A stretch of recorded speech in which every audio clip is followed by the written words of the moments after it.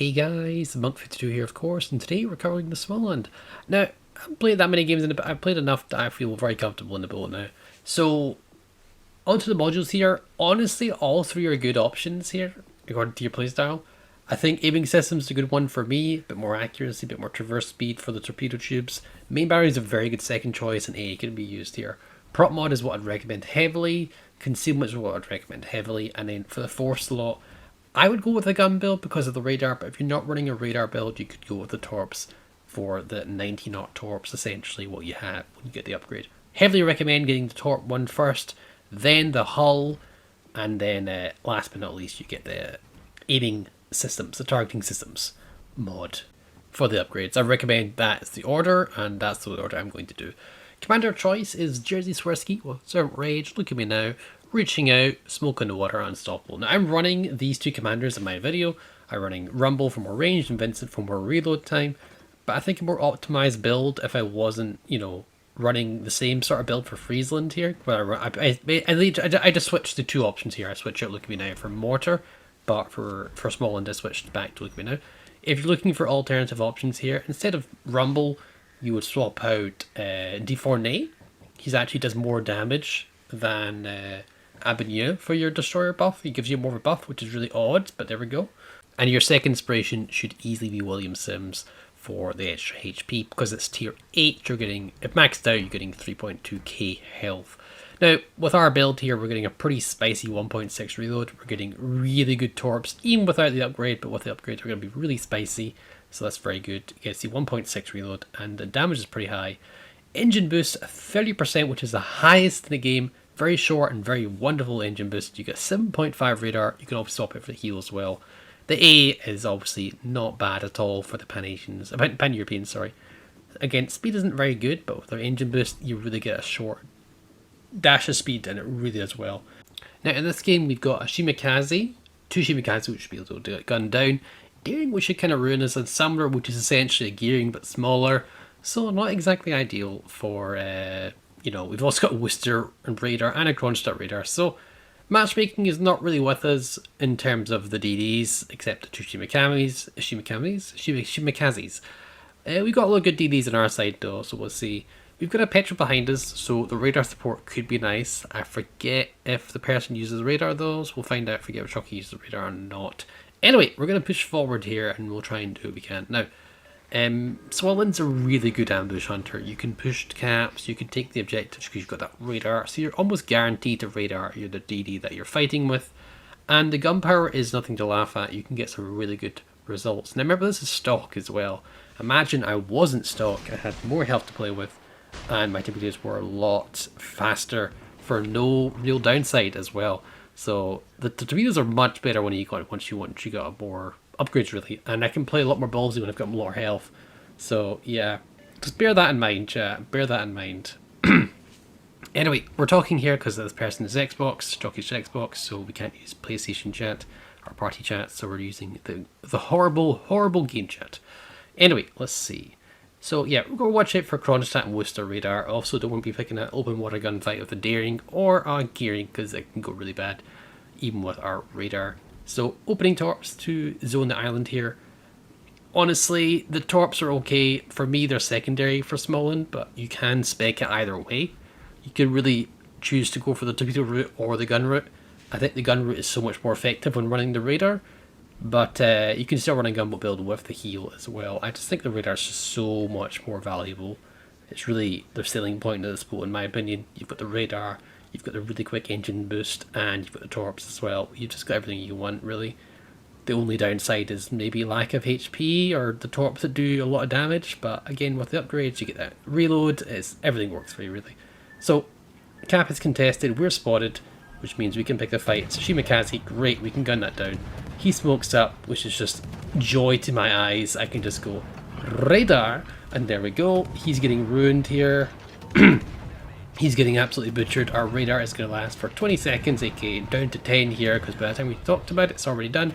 He's lost a lot of HP. He's getting absolutely ruined.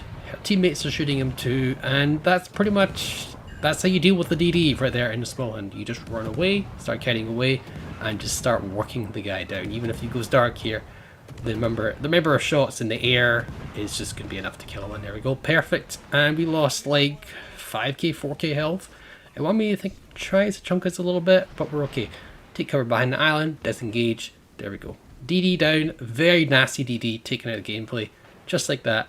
And that's the big advantage of the Småland, in my opinion.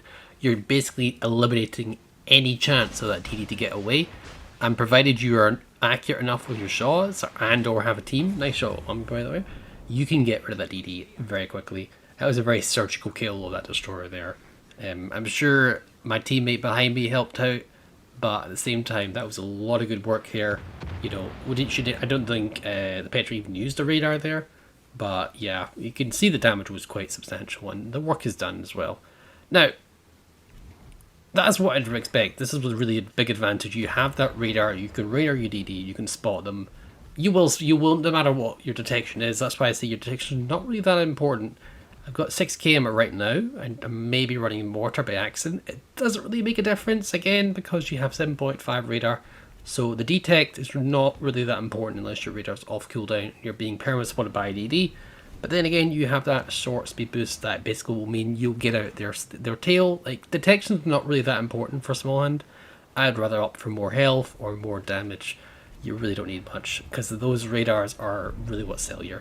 Those are bread and butter in terms of killing DDs. So basically, ideally, I wouldn't be picking a fight with another destroyer unless I have a minute and 18 seconds or minute 10 seconds have passed when my radar is off cooldown. Now, the DFFA, there's no carrier in this game, so you don't have to worry about that consumable. But even if it doesn't matter, you just pop it once and you've got a cooldown. It's a bit rough. Now, I like to use my guns as much as possible in the Pan-Europeans because they are a complement, you know. You fire those to get fires. Maybe they damage control, maybe they don't. Anyway, maybe say they do damage control, then you fire your torpedoes, and the torpedoes get a flood, because the torpedoes obviously don't do much damage, but they're relatively easy to hit. So you can get some fires, you can get some flood, you can get some stuff done. Now here, we can open water gunboat this man a little bit, because he's shooting elsewhere. Yamatos have really bad turrets for us, so we can get away with a lot of shots here. Obviously they know we're here, because we killed the Shimikaze here, so we can get a little bit more ballsy, and get some work done here. And again, like, a little bit nasty over there. That was a nasty shot from maybe Kronstadt, maybe another DD there, I'm not sure. Anyway, we're picking a fight with this man here. Running with our build, we've got a bit more range, so we'll work with what we got. Yamato, unfortunately, he dodges all these torpedoes, which is a little bit unfortunate. Maybe if we had 90 knots, they probably wouldn't, you know. These battleships are getting a lot of good shots on us here, really good shots on us. Anyway, radar's off cooldown. We're going to have to see what we can do. And yeah, let's see if we can pick a fight with another destroyer, take some caps, take some objectives. Now, we'd love to go to Alpha, but there's a lot of dangerous stuff over in Alpha, including the Kronstadt, I believe. So, you know, that's could hurt us. And we're only on 6k health-ish, 5.6, you know, 5.7, because of those very accurate shots from those battleships there. So, ideally, I'd want to pick a position where I can work down this GK, take him out, and really after that, try and focus on the DDs a bit more, you know. Shimikaze's taking out targets. I really want to get rid of him, so we'll see what we can do. We can get some opportunist shots once we approach this island here on the CCOFLEGENDS again, so we'll take the shots here. He's probably unlikely to get much done even with secondaries because the window we have is so small. But again, every HE shell regardless of what it does, can set a fire. If it shatters or pens, makes no difference. So yeah, there we go. Fire some torpedoes ready for the GK. I like to fire them all at once because if we get hit, it's going to be really good. But the Pan-European torpedo spread is narrower than usual, so the wide spread is essentially the normal narrow spread, and the narrow spread is really narrow. So yeah, it does give you some good options. It's almost like a single fire, but without the extra effort. So that's nice there. But yeah, I definitely want to fire them at relatively narrow angles. It does depend. If you're looking for just straight damage, great narrow angles. If you're looking for floods, then you need to be firing a bit more wide spreads, you know. Definitely would consider using widespread. Now here, Destroyer potentially has taken the Bravo cap here, or is that GK? That's GK actually. So there we go. I'm watching this back here. I'm obviously playing this live here. But yeah, we were going to try and get rid of this GK. Looks like he's dodged the torps, so I think he's slowed down. He's not taking those. So no luck with the torps either. Again, it wouldn't make a difference if they're 90 knot torps or not. But yeah, we'll push in through here. We got to watch out for Kronstadt. He's a little bit scary. 11.7 is his radar range, so we need to keep clear of that if we can. Because Russian shells travel really quick and very difficult to dodge, really. But we need to defend this cap here. We're up on points, but it's not going to make a difference if they capture B cap here. Which I don't think they're going to do, but yeah. DD's over there. He's causing some problems, but Kronstadt's also here. There's a lot of boats here. We're going to have to play this carefully because if we do get spotted, we're going to get focused by a lot of ships here. So we need to play this carefully. GK gets taken out by Yamato, which is really good news. Radared by the Kronstadt, which is a little bit annoying. But radar from the Kronstadt isn't as scary as I once thought because it doesn't last that long. Plus, he must have been running it beforehand to try and spot us, and it's not been successful because we've just entered the range and then it's run out of juice. So that is good. He was running it earlier, staying out of his radar range earlier on. The game was really good.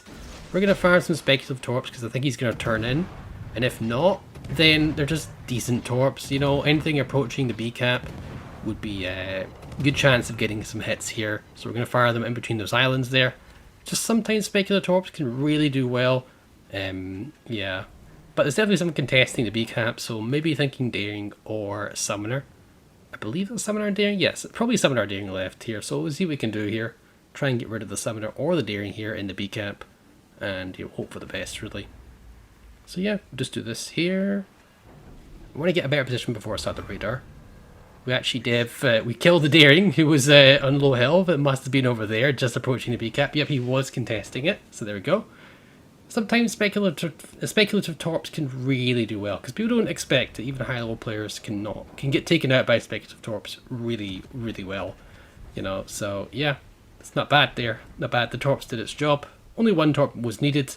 Yamato is so low in health. I really want to shoot him. This is quite ballsy to shoot him here. I want to wait until I see him fire his guns. Again, take every opportunity you can. There we go. He's probably fired his guns there. He's firing at us, maybe? I don't know. Anyway, we're going to work him down here. By the time his reload's off cooldown, his guns are off cooldown. Guns are off cooldown. By the time he fires back, we should either have killed him or taken him down enough that it's not going to make a difference. So we're just going to keep working him down. Again, we've got 1.6 second reload, so we're doing really what we can here. We take him out. Napoli gets involved and takes him out for sure. There we go. Even better, and all we've got left is that Summoner, I believe. Yeah, and he just takes a while, so I'll fast forward this point here. Wonderful island here. Who put that there? Anyway, we'll fast forward to see what's going on. So there we go. We fast forwarded here, and we're just chasing after the DD because he doesn't want to get spotted. Now we pop our speed boost here. Look at the speed rise. We were like 36 when we started, and we're up to 42 already. 43, 44. It's the best speed boost in the game in terms of just raw power. 45? Was that 45? Yeah, 45, 45.4, and probably go a little bit faster, but we had to turn a little bit. So yeah, we're just trying to find out where he is. So we fire our guns. It's a Summoner who's running away. A little bit annoying. Like, yeah, at this point he's not going to win. He might as well just try and gun us down, but he doesn't want to do it. It's unfortunate, but there we go. But yeah, yeah. We're just going to have to wait for it, but I thought it'd be interesting to see the speed boost here being used here. You can see the damage output is just so... The speed increase is just incredible. It really is. It makes you one hell of fast EV. If you've got a combination of that radar and that speed boost, you can really do some nasty stuff. He put the radar a little bit early. A bit mistake on our part, potentially, but I think we spotted him near the end of the radar here. There we go. We just spot him just barely. I think 7.5 is the range, so we're no, probably not spotting him. I think it was elsewhere. And we fire our shells in, and again, the shells are surprisingly good here. We can land them pretty consistently, as you can see. Even on targets are not necessarily spotted there. That was 5 good solid hits there. We're just going to keep pushing in. Our speed boost has dropped, and you can see with that our speed drops here. We're down to 31 knots because we're turning and we're maneuvering to try and get all our guns on target. Summoner tries to open up again, or at least it's spotted by the radar or sonar, I forget. Probably the sonar here, and we're just going to work him down here, and you can see the damages. The damage output is quite extreme. Possibly could have won even without the assistance of the teammates there. And yeah, that was a battle there. I just thought it would be interesting to show you guys the Småland. That's just its stock, and that's a really good comprehensive of how to Småland here. Using your radar, using your speed boost, and using your guns as much as possible. hope you guys enjoyed. I hope this guys helped you out. And if you haven't already, subscribe for more. Give this video a like. It helps me out massively. Guys, have a lovely day. I'll see you next time. Bye for now.